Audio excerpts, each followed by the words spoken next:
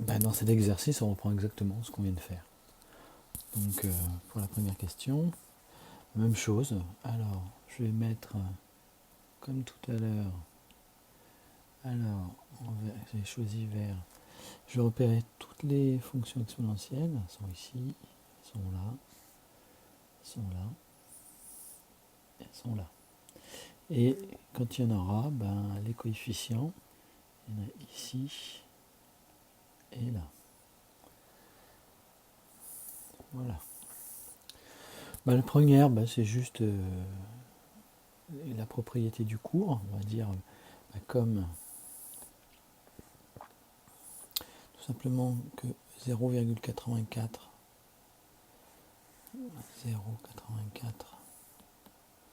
est strictement compris entre 0 et 1. Alors, la fonction f est strictement décroissante.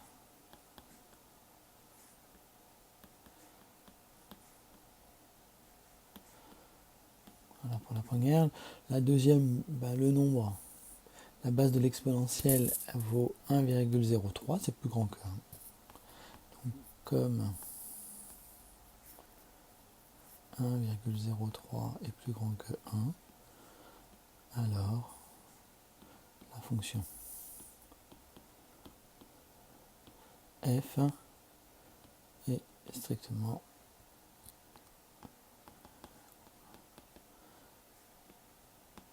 croissante. Enfin, le troisième, c'est un peu comme les applications du cours. On s'occupe d'abord de la fonction exponentielle. Donc comme cette fois-ci j'ai 0,9 qui est compris entre 0 et 1. Alors, la fonction qui a x associe 0,9x est strictement une fonction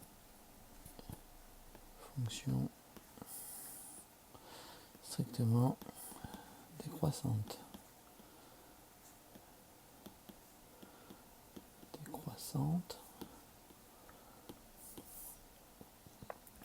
Point. Alors, le coefficient c'est 4, donc le sens de variation est conservé. Comme 4 est plus grand, c'est bien 4, ouais. Pas moins 4, non, 4 est plus grand que 0, alors la variation est conservée.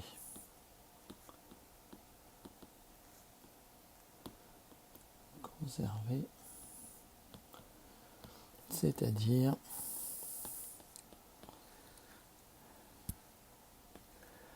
que alors la fonction f est strictement décroissante.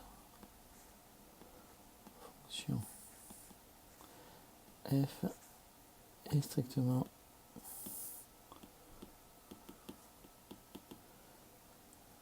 décroissante. 4. Alors, la base de l'exponentielle, c'est 2,2. Donc, comme 2,2 est plus grand que 1, alors la fonction,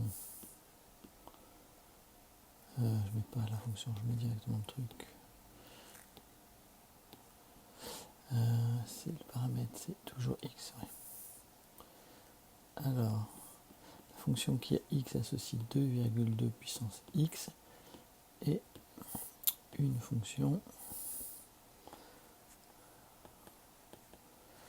strictement croissante. Après, on multiplie par un nombre négatif, c'est moins 0,005. Ok. Comme moins 0,005 est strictement négatif, alors la variation, alors comment je rédige ça? change, alors la variation change. Variation change,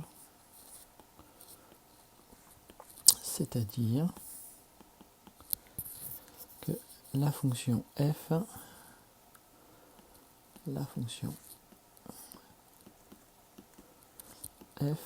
est strictement décroissante. La fonction f est strictement décroissante. Bon, une fois qu'on a compris ça, ça se fait très rapidement.